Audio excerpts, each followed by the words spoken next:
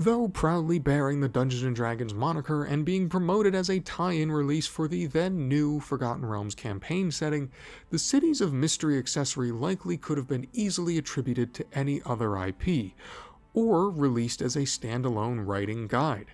That's far from a surprise considering its author, Jean Robb, spent most of her time at TSR penning novels in settings like Dragonlance.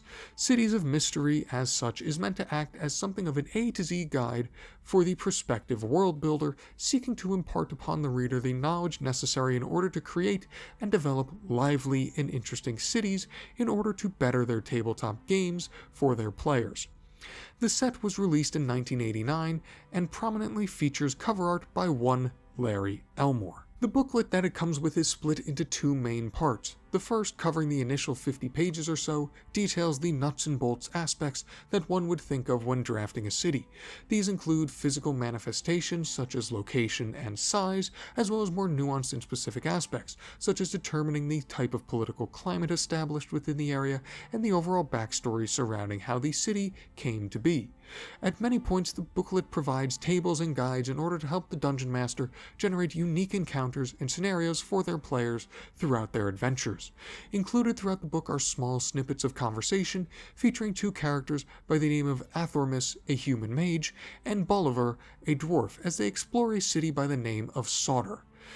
These conversations are meant to bolster the contents of whichever chapter they're included within to better explain the more personal implications of the content. Towards the end, the booklet also details several sample adventures and scenarios which could easily be adapted for use in most any home game. What the accessory became best known for, however, was its inclusion of several pop-up miniatures and structures for use in tabletop games.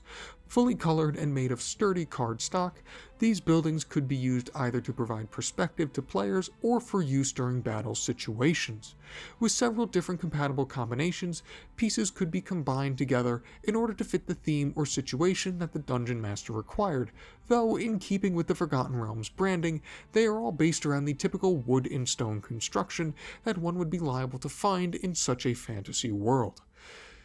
Included with the pieces are instructions for how to put them together, with some simple glue and paper clips typically enough to get the job done. As this is meant for the perusal of others, this archivist decided against putting any structures together, not only to maintain the integrity of the set as complete, but also to avoid any inevitable art and crafts associated embarrassment.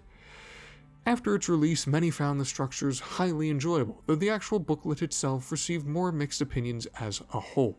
Cities of Mystery bore the product code of F8, which served to link it together with the other Forgotten Realms based adventures released around the same time. Most of the other modules from the line focus more so on tangible areas and items within the realms, leaving Cities of Mystery as a somewhat odd inclusion due to its focus on generality and widespread applicability.